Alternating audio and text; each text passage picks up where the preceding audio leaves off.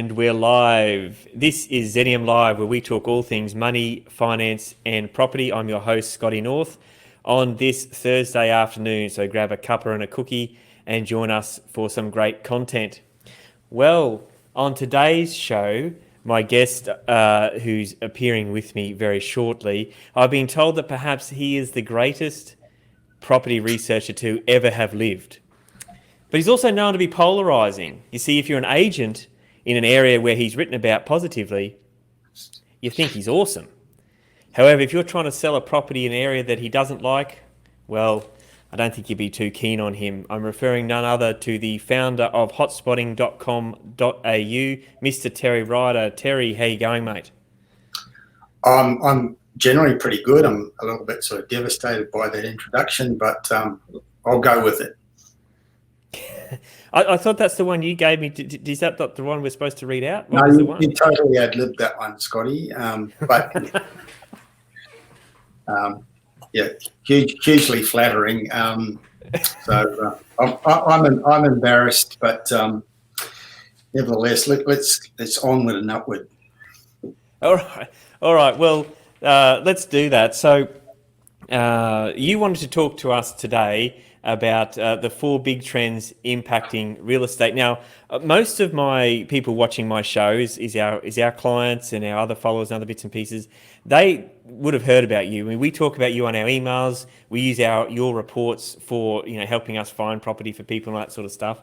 But do you want to give us a really brief rundown in case there's anyone who's living on a rock, doesn't know anything about you, and then we can get into what you want to talk about?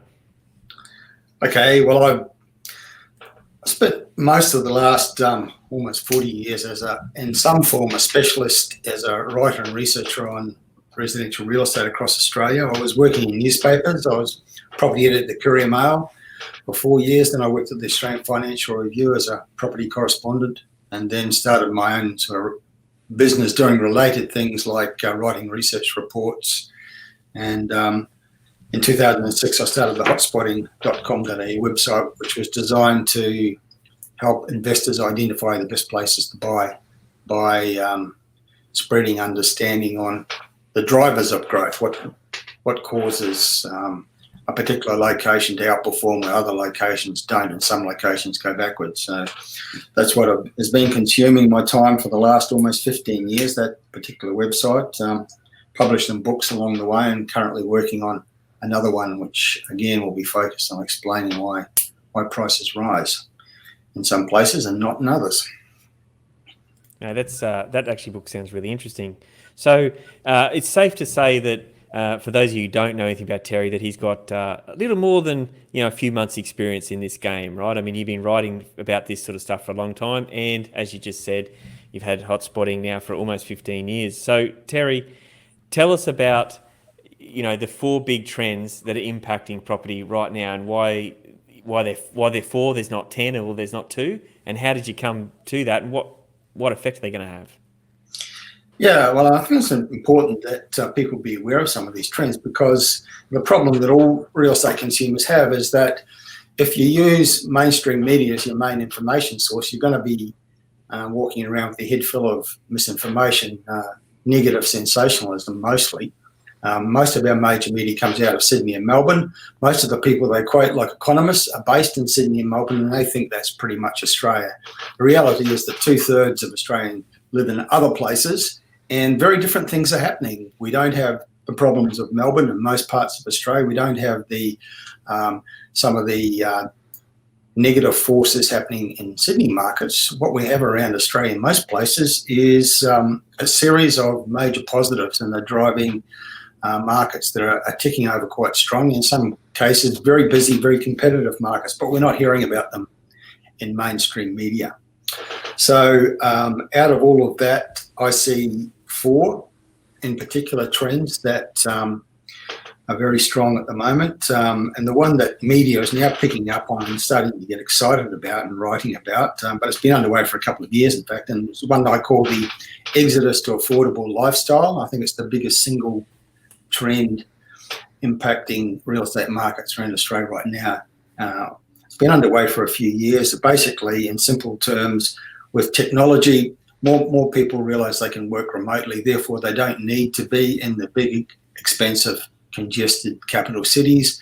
They can choose a different lifestyle. They can move completely out of the big city to a lifestyle area, sea change area, hill change area, maybe sell their home in Sydney or Melbourne and buy something of comparable standard, but at half the price or less in a regional centre.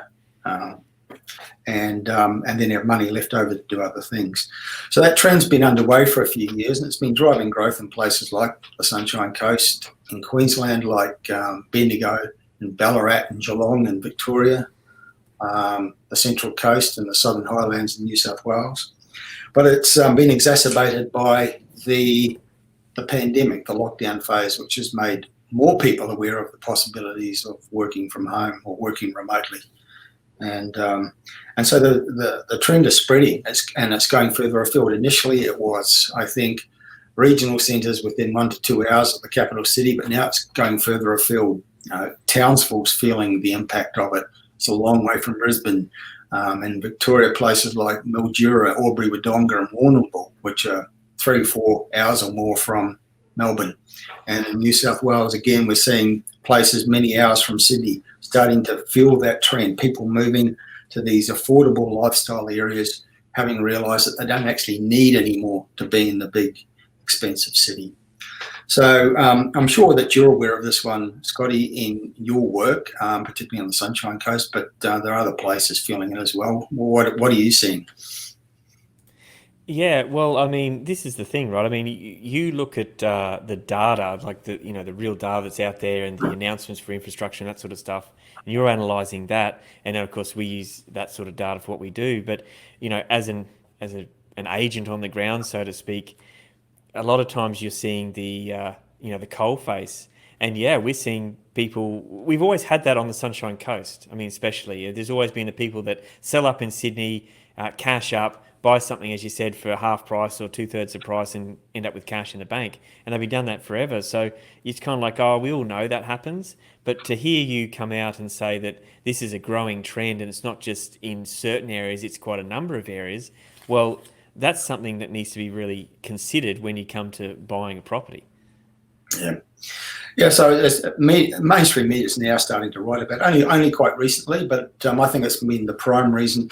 What we've been hearing from people at the coalface in places like Ballarat and Victoria, for example, is that they're getting really large numbers of buyers out of Melbourne, both home buyers and investors, and that's been going on for a couple of years. And it got to the point where it looked like the Ballarat market had peaked, but it's had a second wave, and I don't mean a second wave of the pandemic, it's a second wave of demand from real estate buyers, because the pandemic and the lockdowns have kind of given more impetus to this trend that was already underway and supercharged it. So now we're seeing it becoming what I think, and what media is now starting to write about, as being the big trend in Australian real estate right now. So that starts to make investors think about where they should be buying. Because the beautiful thing about it for investors is, okay, if the markets that are really being supercharged at the moment and have these great prospects for future growth are actually, some of these regional centres where you're buying at half the price or less than the big cities, that's a fantastic plus for investors. You can buy more affordably, you're going to be getting better rental returns, and you also, if you're buying in the right places, great prospects for capital growth. So it's what I call a win-win-win situation for property investors, provided they're aware of it and willing to actually take some action and do something about it. Yeah, I think that's a good point. I mean, it's one thing to be just aware of this stuff going on, or find out about it through sources such as yourself, but then there's got to be actions that happen after that. Otherwise, it's like, oh yeah, well, we did hear about that trend. We probably should have done something about it, but oh well, we're still here.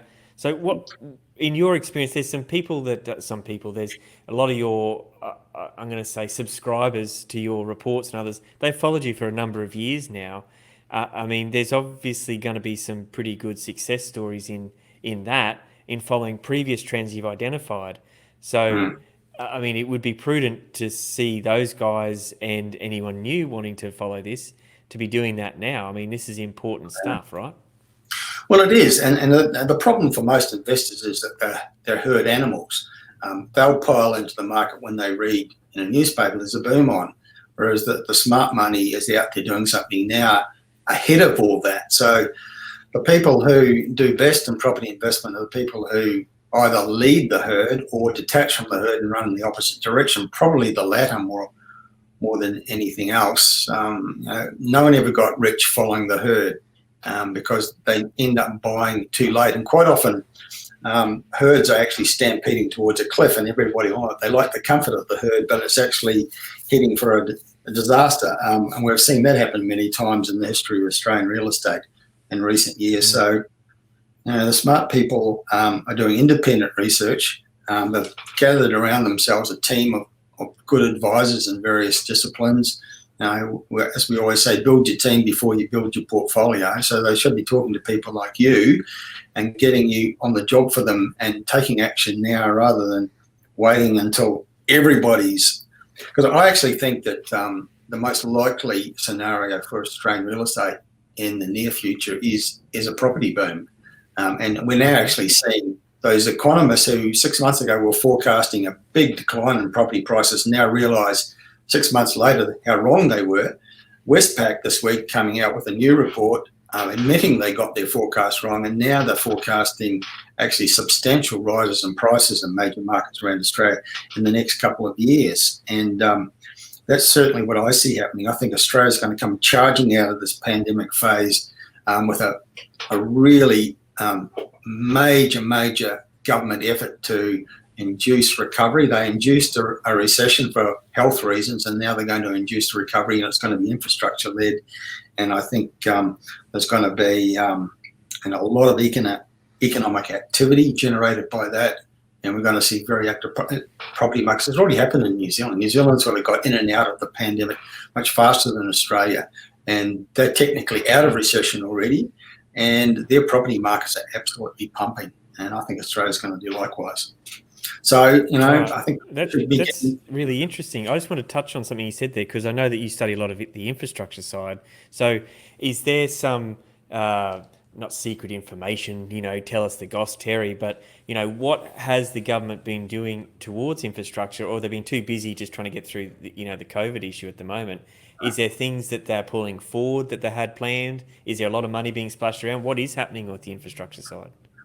Well, bringing forward are the key words. That there's always been the plan that, they've got a list of infrastructure projects, both at federal government level and all the state governments as well. But they've kind of been on an orderly list that was planned to roll them out over 5 or 10 or more years. But the consequence of being in this induced recession caused by the pandemic is that they're going to bring forward as much as they can. Anything that's shovel ready, they're going to bring it on just as soon as they can. That's clearly the plan. They're willing to go into budget deficits and all the federal and state governments around the country to achieve this, because they want to generate this recovery and get people back to work and avoid having long unemployment queues, etc. And I think that's going to be fantastic for real estate. So I was actually planning to talk about this more as the coming trend, but I think that's going to be it. It's not happening yet, but I think in the next couple of years it's going to be a predominant trend that will impact real estate, and we're starting to work on reports based around that right now. Okay, that's interesting. Well, we might circle back on that. I've got some other questions, but let's carry on. You got your 4 big trends. So we've got the exodus to affordable lifestyle. So that's trend 1. Yeah. Yeah. The second one is that the most active cohort right now around the country is first home buyers, and you sound a bit like a real estate agent trying to pump up the market when you say things like this. But I think there's never been a time in the history of this country when there's been a better time to be a first home buyer, provided you've got secure employment. You've never had interest rates so low, and you've never had levels of government assistance so high. It's just a fantastic time to be a first home buyer. Investors at the moment are pretty quiet, so first home buyers aren't competing as much with investors as they had been a few years ago. Amazing levels of government assistance, both federal and state, for first home buyers, really low interest rates, banks want their business. The home builder grant is supercharging a lot of them. But the point for investors is where the first home buyers are targeting, they're really pumping up those markets with their buying activity, and smart investor would be following that trend. So, okay, this is where the first home buyers are targeting or going to target logically. That's where I'm going to buy ahead of prices zooming, because inevitably they will in certain cities around Australia in particular. Yeah, that's interesting you say that, because it's in our experience, especially in the southeast corner of Queensland, is that a lot of times when we deal with investors, they're in very, very similar, almost identical price points to where first homeowners are trying to be. And it's always this conflict, right? I mean, the investors are chasing that area because it's a highly traded price point. It's also, where good yields are and things like that. And but that price makes the yield effective and work for them is also the same reason that first homeowners are wanting to buy in that price point. And so if you're saying that investors aren't as active now, which is, our experience as well, they're not quite as active. They sort of held on to their money in the corona. But first homeowners are back. This is a good opportunity for first homeowners to get in, because normally they are fighting in that price point. Yeah, that's right.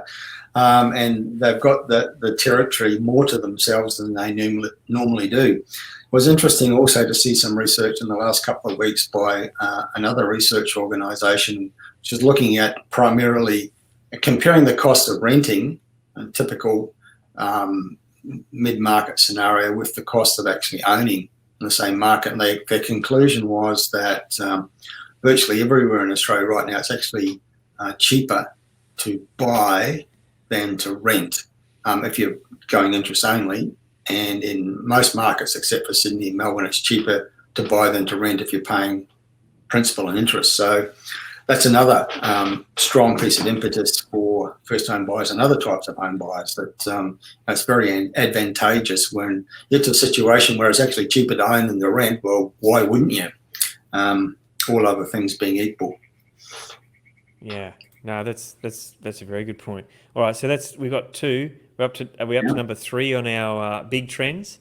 Yeah, the third one that really stands out is that the areas that got the virus under control early and have kept it under control are the places where the economies are strongest, public confidence is highest, and real estate markets are pumping the strongest. So we're talking about cities like Adelaide, Perth, Canberra, Brisbane to a certain extent, I think, and many of these major regional centres that are part of that earlier trend, the exodus to affordable lifestyle. So more so than Sydney and Melbourne, those smaller capital cities where the virus really isn't an issue, apart from the local the interstate borders being closed.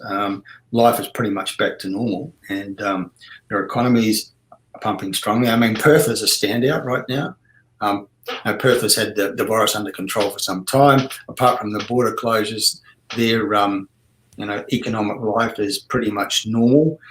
They'd got their vacancies down to very low levels. Rents were starting to rise. The resources sector over there is very strong, and their economy is improving. And out of all that, we're seeing this rising wave of real estate demand in Perth. And but a big part of that factor is the fact that they haven't been affected by the pandemic the way that, say, Melbourne and to a lesser extent Sydney has. So I think that's another factor as well that's having influence on real estate markets in different places around Australia.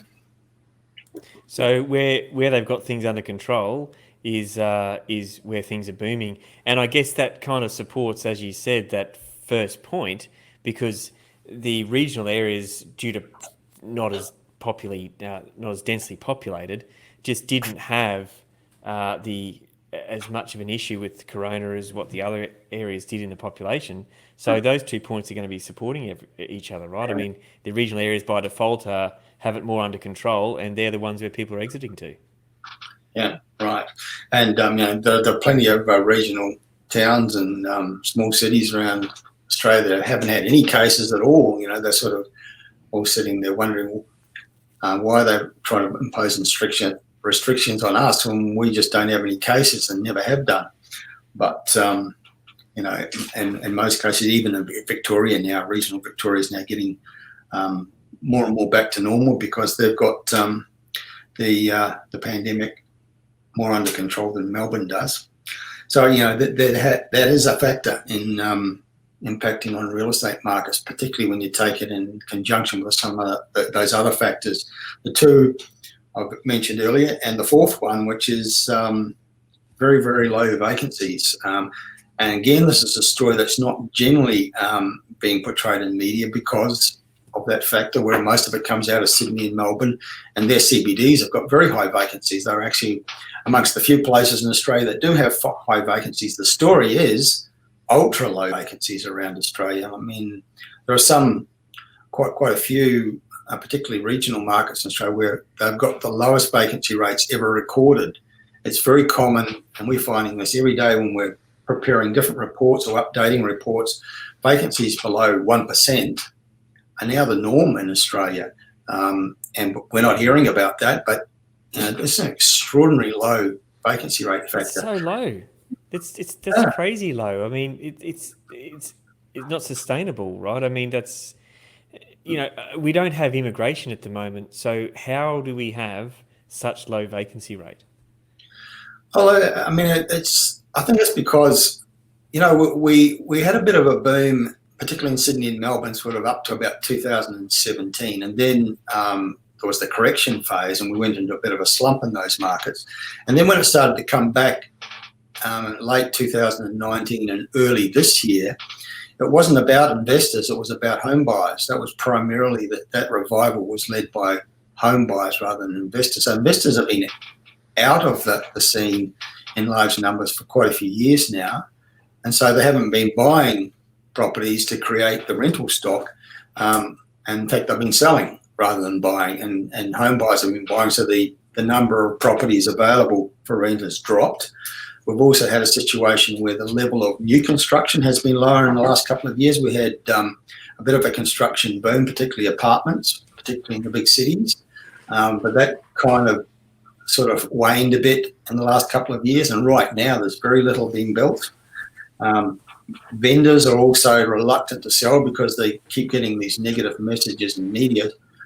So you've got a reduction in listings of properties for sale. So when you put all that together, there's a shortage of property in Australia, shortage of properties for sale, shortage of properties for rent.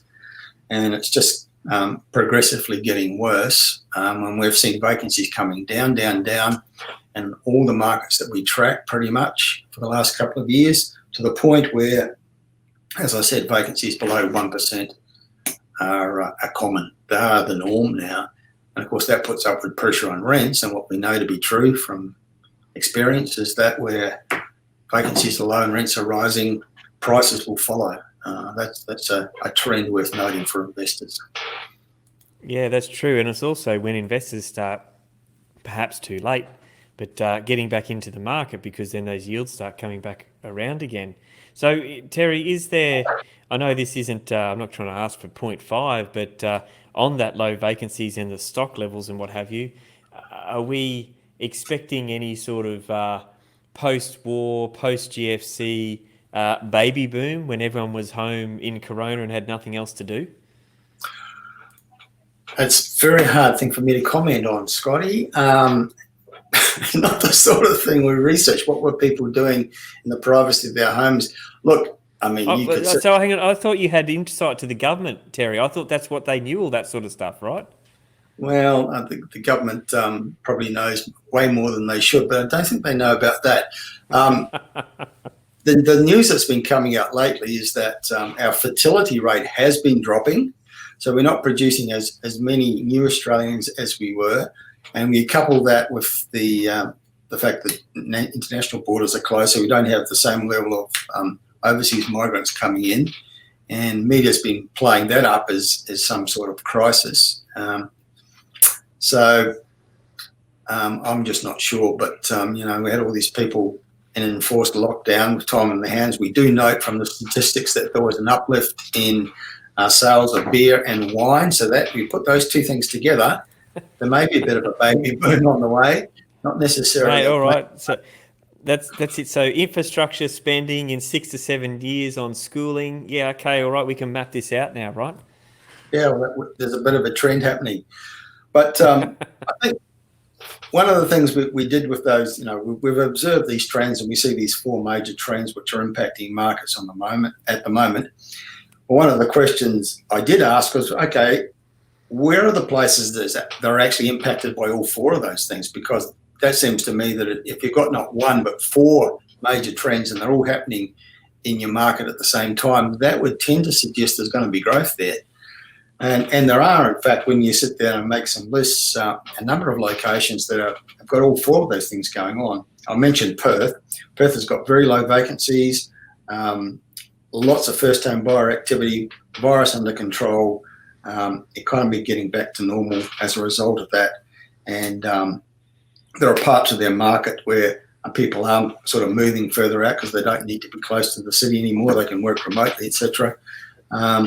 So Perth is getting impact from that. So is Adelaide. So is Brisbane. All those capital cities have those things happening in spades.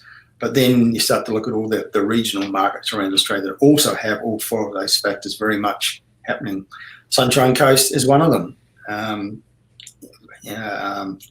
First-home buyers are active, vacancies very low, exist affordable lifestyle, perfect for that. Not impacted any great way by the pandemic. And you can go around Australia and nominate many other regional centres that are in a similar position. And that's why I think we've got these really strong markets that we're not hearing much about in media, but we know that they're pumping away strongly. And people like yourself, and I have conversations with buyers agents and other real estate professionals around the country every day, and I'm hearing the same stories. They're saying how competitive markets are, how fast you have to move when you're acting for a client. No, almost too fast, because you want to do your diligence properly, and because the markets are so competitive in many of these places, you have to move very quickly. You miss out. Are you finding that in your work? Yeah, for sure. And look, thankfully in Queensland, with the way the contracts are structured, we can sort of tie up a property and go through the the clauses process of due diligence or finance or building pest, etc., whatever. But in other states, when we buy stuff in New South Wales, it's not so much of the same story. I mean, they want to exchange, and you want it. Some of them are demanding, that's it, no conditions, unconditional contract on exchange. I mean, that can be a recipe for disaster for the wrong thing. Yeah. So it's creating a bit of a problem, but it's not a bad problem to have. Just to know that there are markets that have those sorts of conditions happening. I know it's true in Adelaide. I was speaking to a real estate professional busy in that market earlier today. Personally, I bought there back at the start of the year, and I know from my own experience and from the anecdotal evidence that market is just so competitive. Vacancies are like 1% or lower right across the city, every postcode. It's a ridiculous situation, but it's a great time to be a landlord in that city, I can tell you. People competing for rentals, getting, when I bought there recently, I did my sums before I purchased, and ended up getting a rental that was well in excess of what I had originally had projected, because there's so much competition from tenants. That's the reality. That's really interesting. I mean, you're getting even above rent than what you first thought of. I mean, you obviously have all these sorts of things in one report. What's the report called, Terry? Well, we've got a range of reports, and we're about to produce some specialist ones more indicative of these trends. But our National Top 10 Best Buys is the one where we nominate ones we think are the best 10 around the country. We also have a regional edition, because those markets are so strong at the moment. I really think that regional Australia is outperforming capital city Australia, as a bit of a sweeping statement. But on any metric you want to apply to measure real estate markets, the regions are doing better than the capital cities, certainly the two biggest ones. So we've got a top 10 regional hotspots report. We've got, for people who want to buy in the lower price ranges, because a lot of investors now can't afford to buy in some of the bigger cities anyway. So we have cheapies with prospects, we have a city edition, and we have a regional edition. So, there are plenty of markets around Australia. Some of them are in capital cities, some in the region where you can buy good property in, say, the 200,000s, get rental yields 6% and above in locations that have the credentials to deliver capital growth. And, that's what a lot of investors are looking for. And there are also some of those marketplaces where you can value add. And I think more investors increasingly are looking for those opportunities where you can buy a house on a block of land and so for 300-something thousand perhaps, get a 5 or 6% rental return from the house that exists, but you've got the ability, because it's a large block of land and the right zoning, to actually subdivide it and create a second property or two extra properties. So those sorts of opportunities are available, particularly in regional Australia, and there's some particular locations that have that more so than others. So all of those things are covered in the various hotspots reports that we produce. Now, I know we've got to wrap up shortly because I think you've got salsa dance lessons or something you've got to nick off to. Is that right? Yeah, I mean, and my Pilates class as well. Yeah, right. Okay. Well, before you go to Pilates and salsa, I wanted to ask you. I mean, you said you bought in Adelaide earlier in the year, and I know that a lot of stock traders, those guys that are look over my shoulder and look what I do and do this sort of thing.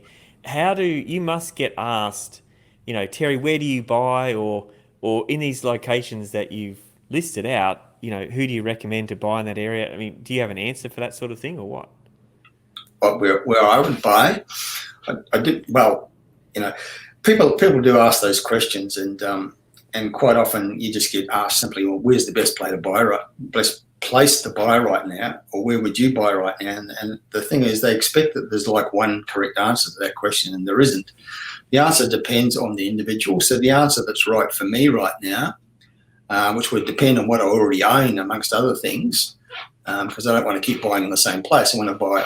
There's gaps in my portfolio, and that's where I'll be targeting. But for other individuals, it would depend on, their income, what they already own, their strategy and their risk profile.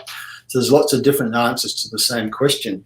But I think that generally speaking, that investors should be thinking about the smaller capital cities and those key regional areas, not everywhere in regional Australia, but specific markets that have good level of affordability.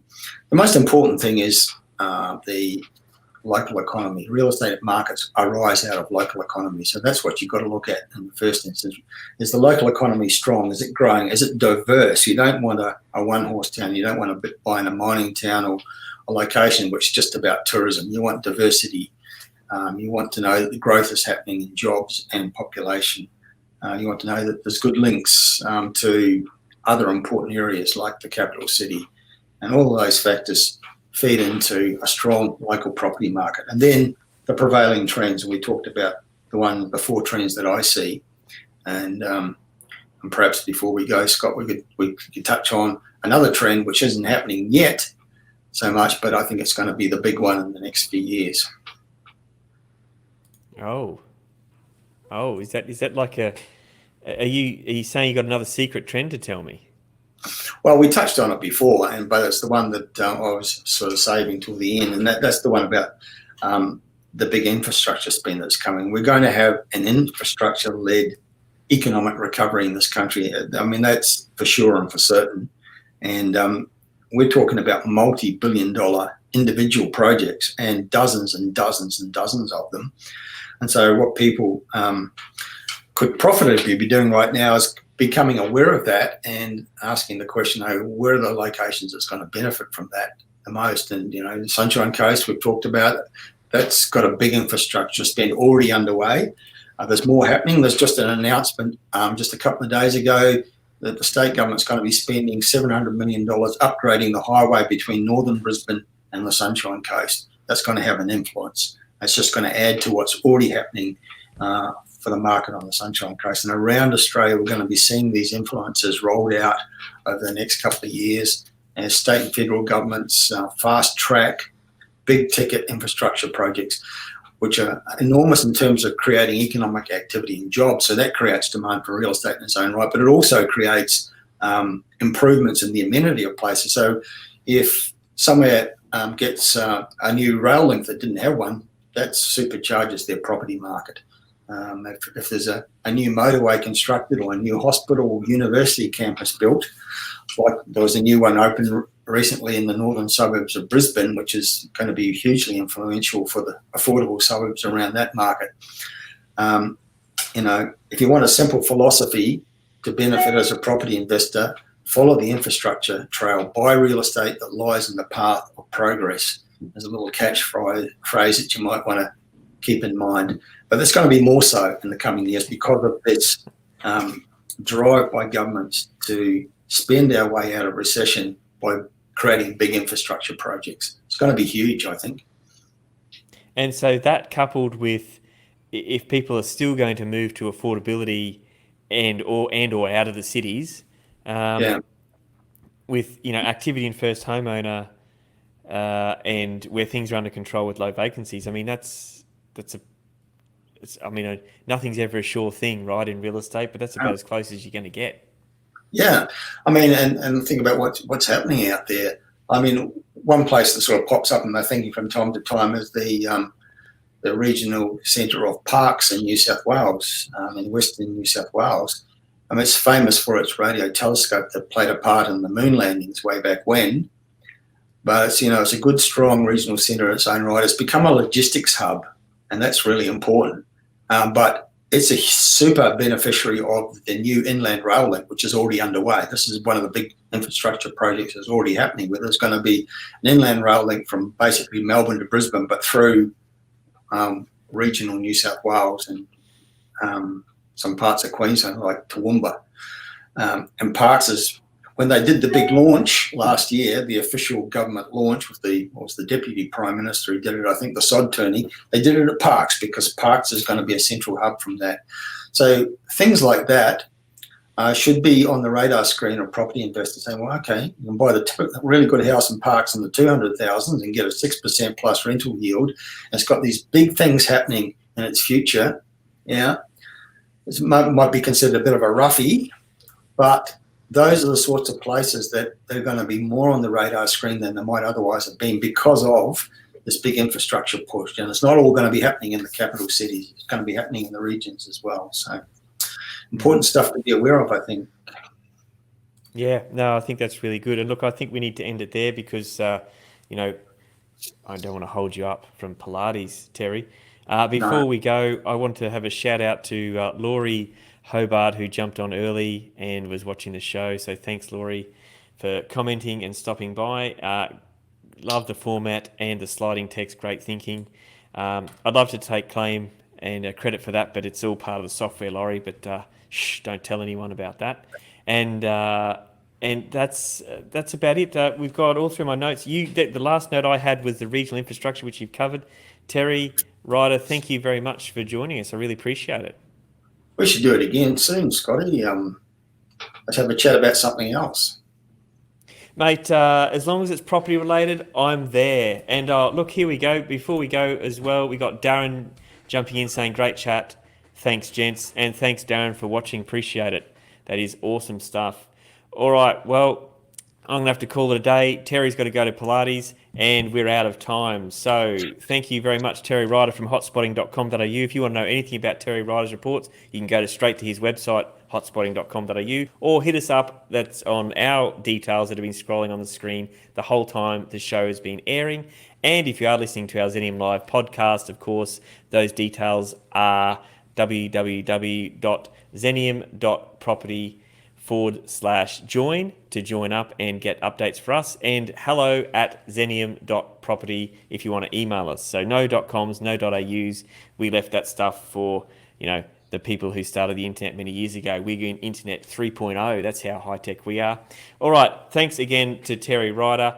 And I hope you all enjoyed his information. Fantastic wealth of knowledge. I call him the Oracle, but I don't want to embarrass him anymore. This has been Scotty North, and we've been talking all things money, finance, and property on Zenium Live.